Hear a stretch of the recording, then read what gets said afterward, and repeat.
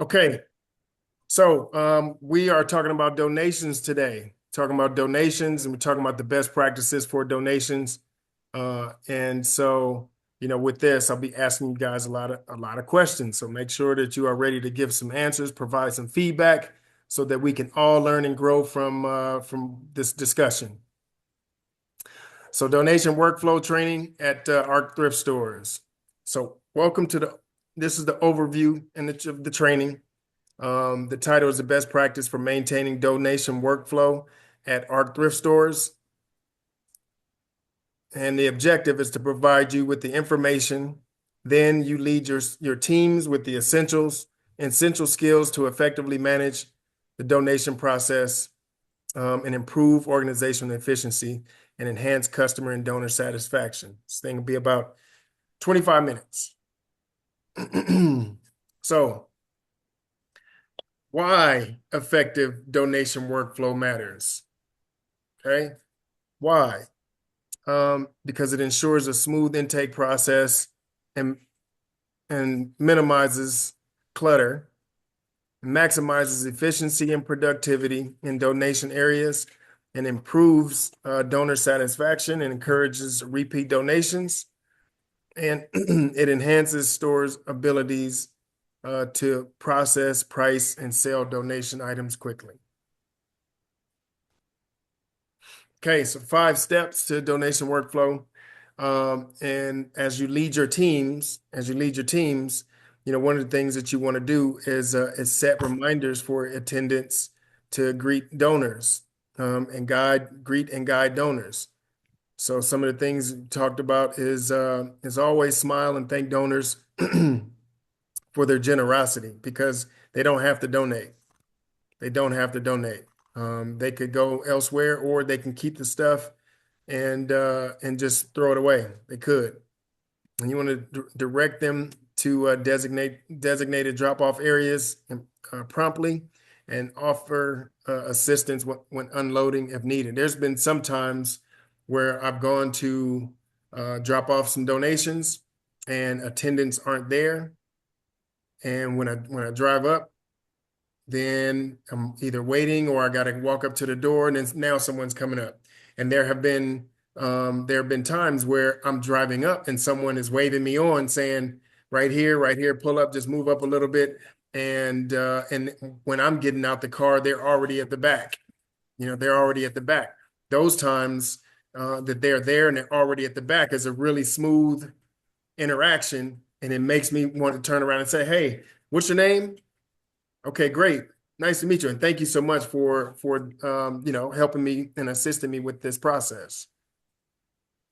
And so number two, whenever you have time, there's downtime, you should shadow. You should shadow them. You shadow the attendants when sorting and inspecting donations. You should shadow them and make sure that they're checking for quality and good conditions of the items, and then separating them into categories, like they're supposed to, and like you already have your teams up and running. Clothing, electronics, home goods, furniture, things like that, and identify that things that they cannot accept, and explain those things politely. We just heard some of those things. And then we want to ensure that the attendants are organizing um, the store efficiently. So keep pathways clear and avoid congestion and safety hazards. Use labels bin use label bins for different product types, and keep an inventory fresh. And then processing. So we want to make sure that we can process and price those items quickly, which you guys are doing very well. If your stores are rocking and rolling, you have your pricers and your sorters all in working conditions, and everybody knows their roles. But you want to go by, you want to make sure that all those donated items are tagged and priced properly within the stores, because that helps store sales. We know that, and place the high demand things and seasonal items on the sales floor as soon as possible, and standardize pricing strategies to maintain the consistency.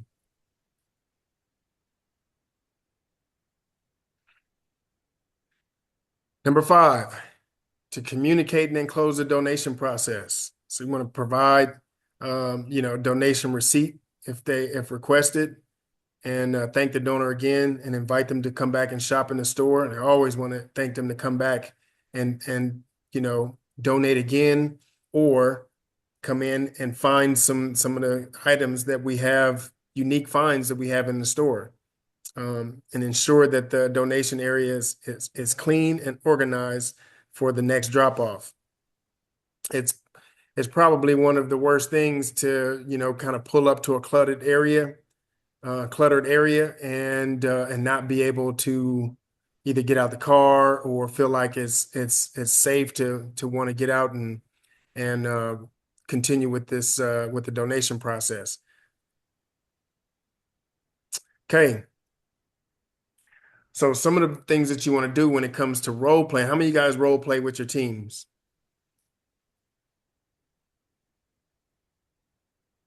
No? A little bit. A little bit. A little bit? A little bit. Okay, so role playing is going to be really essential, especially with individuals that are new hires, because it gives them a firsthand look at a customer interaction, okay, a potential customer interaction. So you want to set aside some role play opportunities, and on topics, on things like maintaining a friendly and appreciative tone with donors, because remember, some of the people that we hire, they don't come with a customer service background, right? And it's up to us to be the leaders of our teams in order to recognize that they can't just be standing there like, yeah, okay, you coming to drop stuff off? Okay, that's cool. Thank you. Appreciate you. We got to make sure that they're doing it in a friendly and appreciative tone. So you in order for you to know that, you want to check for those things, and that's where role playing comes in. Um, and then also when like we just talked about, someone's trying to donate things, items that we don't have or we don't accept.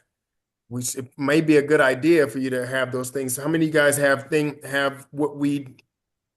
that we don't take posted for donation attendance, so that they don't accept things? There's a big metal sign right outside the donation door. It looks like that's probably standard for most arcs, I imagine. Good.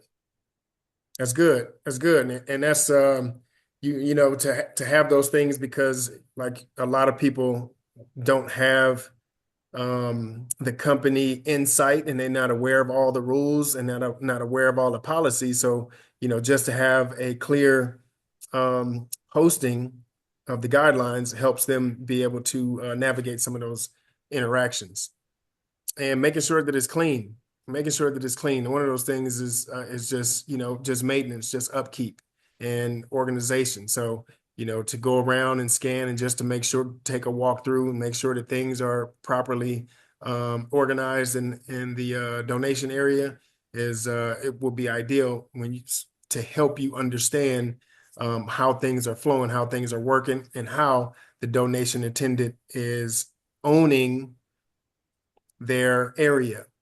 Remember, you want to put the ownership on those individuals so that they can become leaders of their area. And that's what this is all about. And encourage teamwork and keep the communication clear. Okay, so some of the common challenges and solutions. So I'm gonna ask you guys some of these challenges, and I'm gonna ask you guys for some solutions that you may have. At least 3 people. So 3 of you individuals. Once one is done, then the next person chime in. I'm not going to call on you guys because I know you guys already have your participation hats on, right? We put those on earlier, so we're ready to go. Okay, so challenge. So how do you manage the area or the attendant on overflowing donations that lead to clutter?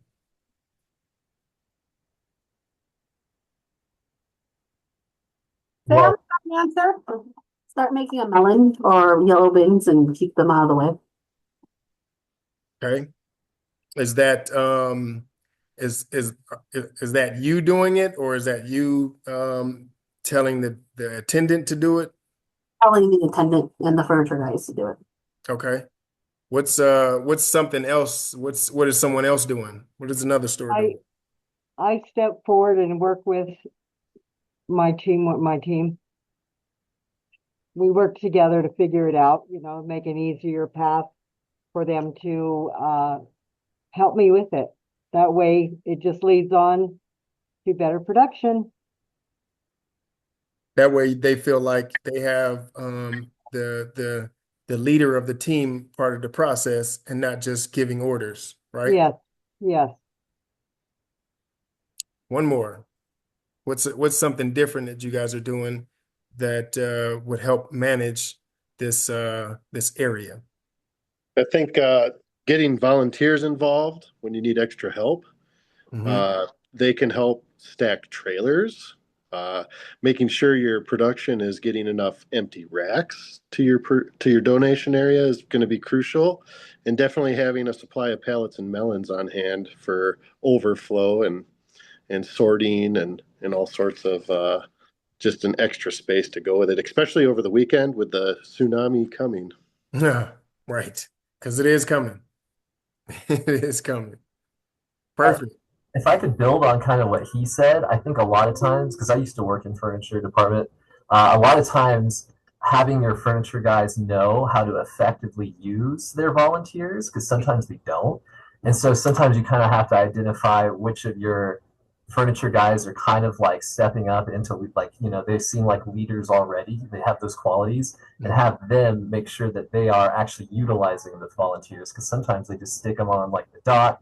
They don't really give them, like Ken was saying, like extra tasks to do, and like actually utilizing them properly. Absolutely. And that's what this is all about. One, it's all about sharing ideas, because you never know what another store, because of the demographics in each location, may be different. The customer base, you could have different things that work in different areas, but you never really know, because if we're not collaborating like this and sharing ideas, then we may just be in our own area trying to figure out our own thing, and may stumble upon something that's really great information. Okay. So how do you manage the area or the attendant on donors dropping off items after hours?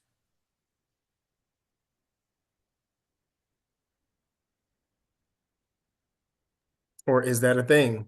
Well, I think it's just about the polite customer service still, right? You don't want to ever seem like you're frustrated or upset with the customer. So you might have to, like, have a slightly challenging conversation, especially if it's someone with like a lot of stuff. You might have to be like, look, unfortunately, like we're already closed. If it's something where it's like easy and it's not that much to go out of our way to still help the customer, it's like maybe we can open the door, let a few things in. But generally speaking, I think it's just about handling the customer service interaction, politely, and not getting frustrated or upset. That's really good. That's really good. Anybody else? Two Uh, more. we use cones to cone off our donation drive, and we have closed signs. It works pretty well. I've worked at stores where you get a lot of drop-offs overnight, and I've worked at stores that people respect the area. It just depends on location. Who else uses cones?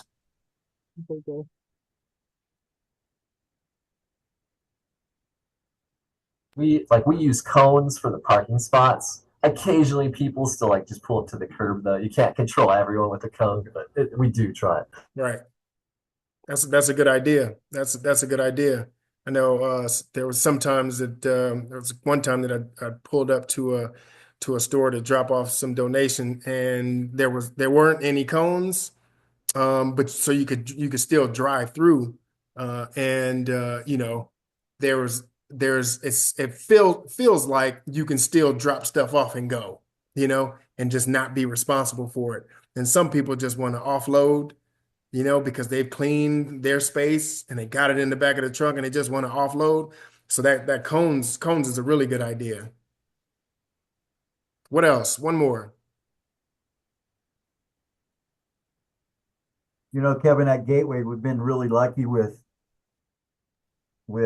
donations at night. They have a stop sign and they put cones back there. But the biggest thing I believe that's helped us is one of those security cameras in the back that says that you are being recorded, da da da da da. That has made a great big difference from the time I managed this store last time.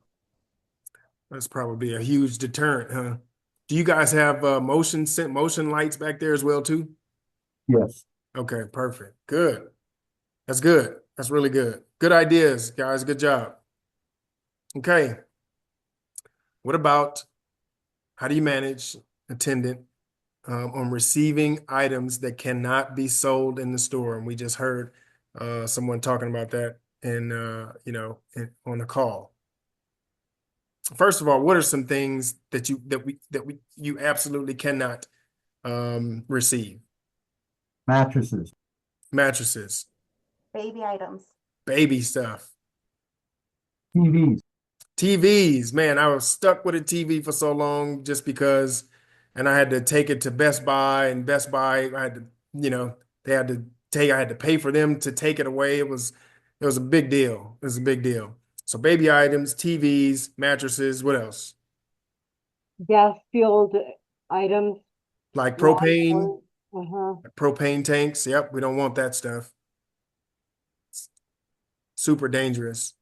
Safety equipment like helmets and stuff. Helmets and stuff. Okay.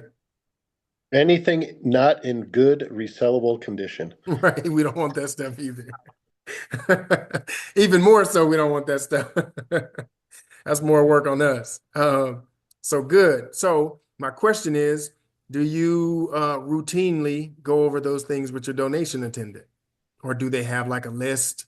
It's good. That's really good. So just, it's always helpful to have those reminders, even if you're just, brushing by, if you're walking by and just, hey, just a reminder, some of the things that we can't accept. That's what I'm here for, to give you reminders. So Okay. one of the things that we do is donors will come up and say, "Oh, well, I called the store and they said you could take it." So we've been telling our people when they receive a call Mhm. for an item to be donated that we don't accept donations over the phone, that we want to see those donations at our back door. Right. We have a list in each cashier's drawer, letting them know on the phone calls what we take and what we do not take. Good. Good. That way they can handle those situations before they arise. Yes. Okay. So, the main thing is for your donation attendants and your team is to always try to give them the why behind it, because then it'll help them feel more confident in their stance, and then deliver a polite way to respond. So keeping emergency exits. I'm gonna ask you guys why on all of these. So keeping emergency exits clear at all times. Why? Why do we do that? Case of emergency. Right. Yep. So you won't trip. So you don't, no trips, slips, and falls. What does that go into? What kind of reports does that go into? Workers' comp claims. Workers' comps, man. We don't want the workers' comps, baby. We do not want the workers' comps. And what else? We want to win a pizza party from the LP department. Hey, I'm gonna talk to Karen about that. Sandwiches. I'm gonna talk to Karen about that. Ken, you already won. I'm putting it in the email. I won twice, Louisville and Fort Collins. There it is. There it is. Okay. So lifting heavy items using proper technique. Why? I know it says avoiding injuries, but why?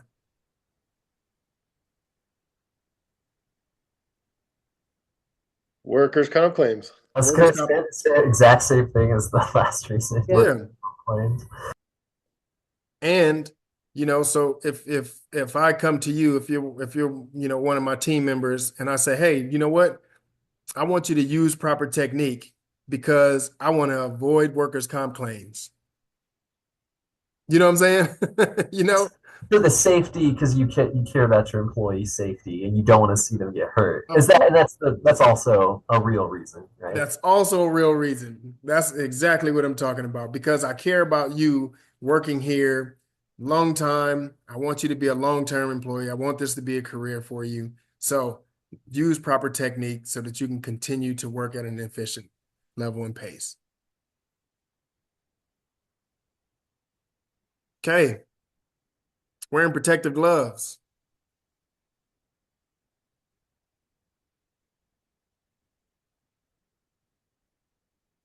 So wearing protective gloves. Why do we want them to do that? Still going to be could still be a safety Yeah. issue. Yep. Well, touching stuff from other people's house can definitely have a lot of gross, disgusting, unfortunate things on it, but also to protect your hands from cuts and pinches and all sorts of stuff. Yeah. Allergic reactions, yes. Absolutely. People walk around, they go touch the stuff, and then they high five you along in the highway, and next thing you know, the whole team is sick. Yep. So maybe with some gloves on, you might not get as cut as bad. Maybe not. Maybe not. Maybe not. Okay. I know we don't have those things, and we try to avoid coming in contact with those things, but there's things that happen in the workplace where there's some hazardous materials, some spills, chemical spills, things like that. We want to make sure that we protect ourselves and protect our teammates. And the reason why we have those things put up in a safe area is to protect everyone. Okay. So, and why do we want to have the donation area well lit and free of obstacles?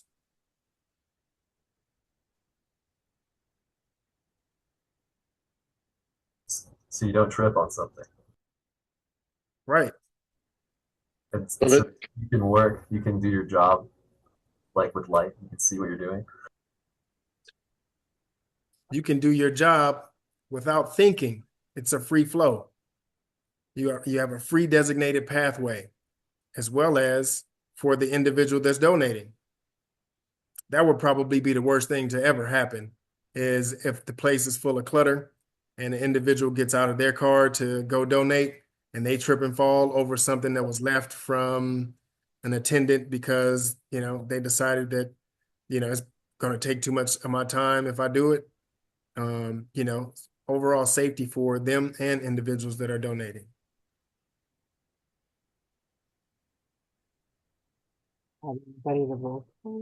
Okay. Role play real quick, and it's going to be fast because I think we got about 5 minutes left. So how do you politely explain the policy of something that we cannot accept?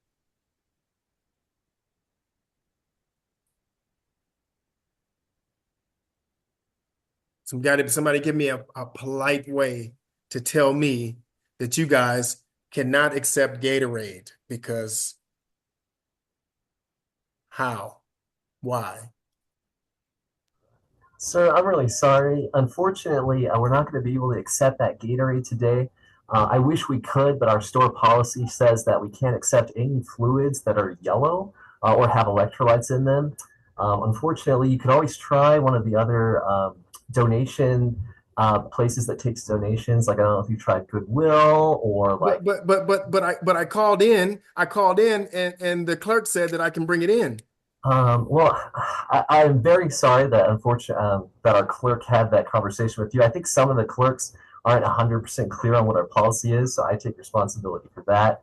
We definitely need to make sure that they understand everything we don't accept so that you don't drive all the way down here. So I am very sorry about that, but is there something else we might be able to do for you today? Yeah, because the clerk told me that I could bring this Gatorade down here, and I drove down here using all my gas. Can I get some free stuff? I don't, unfortunately, we can't give you any free stuff, but I'll tell you what, if since you drove all the way down here, I will give you, maybe we can give you like a $5 voucher. I'm super sorry. I understand that it was a lot of, I'm sure you had a long drive, and we definitely don't want you to feel like we didn't take care of you. So we'll definitely try to work with you in some way. You know what, man? I greatly appreciate that. I'll accept that $5 voucher, and I'm gonna tell my friends to come back in here and donate as well. Thank you. Thank you, sir. Good job. Clap it up for them. Clap it up. That's good work. That's good work. All right. So this will be the last one. So the donation area is full, and the donor arrives at a large drop-off, and it's full, and we are about to close. How do you turn them away? You don't turn them away. You say thank you for your donation and figure out a way to get that product in the building. I love it. I love it. 10 stars, 10 stars. Hey, that is going to conclude this training right here. You guys did amazing. You guys did an amazing job. I'm going to talk to Karen about that pizza party, see what we can do. And I know you're trying to get it over there, Ken. I know you're trying to get it over there.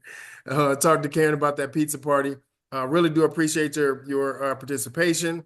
Hopefully there's something that you have taken away from this that you can apply at your stores to help with efficiency. And I will see you guys in the next training. Thank you. Good job.